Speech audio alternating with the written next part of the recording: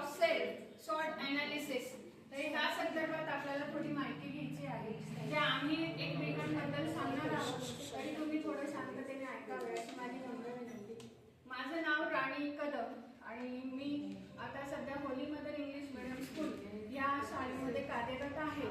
आता तिथे मी काम करत असताना मला येणाऱ्या अडचणी या विषयावर मी थोडं सांगणार आहे की आपण जेव्हा क्लासमध्ये जातो तर क्लास कंट्रोल हा असणं अत्यंत महत्त्वाचं आहे, जेणेकरून पहिली, दुसरी आणि तिसरी, पहिली ते चौथीच्या विद्यार्थ्यांना हँडल करताना थोडा त्रास होतो.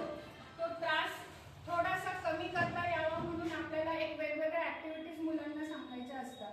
त्यानंतर 6वी ते 10वी हा एवढा जड जात नाही, कारण हे मुलं थोडे जाणीव झालेले असतात, त्यांना संपूर्ण माहिती असते लिखाणकाम कसं करावं, मॅथ्स या विषयाच्या सगळ्या गणिती पद्धती कशा सोडवाव्यात.